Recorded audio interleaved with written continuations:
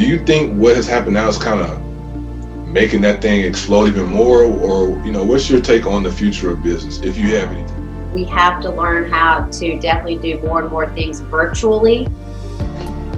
Your leaders, entrepreneurs, they just pivot. The entrepreneur can pivot. Somebody told me. I think there's an element that's going to stay. That's going to be a new norm. Yeah. This little thing right here. Real coaching success.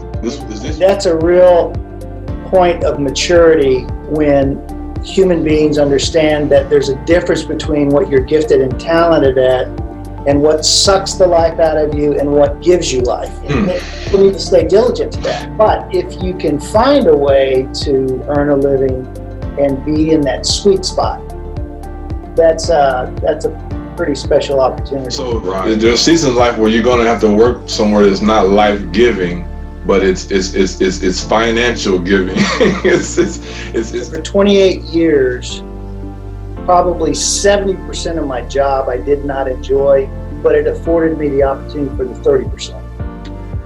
It feels like a midlife crisis for people who have done this one thing for so long, only to get to a place to realize, like, this ain't even who I am, what I am. Just gave myself permission to ask the question, what happens if I could spend 90% of my day earning income that is life-giving and only 10% on what is draining?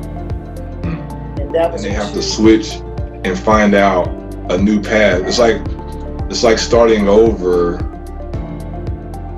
It feels like you're starting in kindergarten, but you're like 40 or 50. You've worked so hard that you've kind of can't leave it. You've boxed yourself in because now you're funding your family or your lifestyle, but you don't like what you do.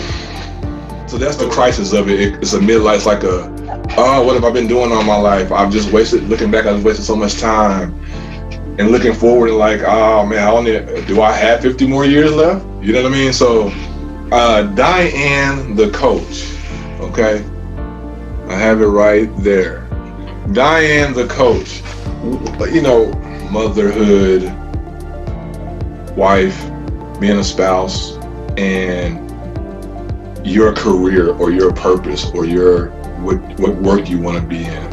I mean, how challenging is that balance? I mean, how do you keep all those afloat without one of them dropping? Like, how's that impacting her emotionally? You got to teach your kids.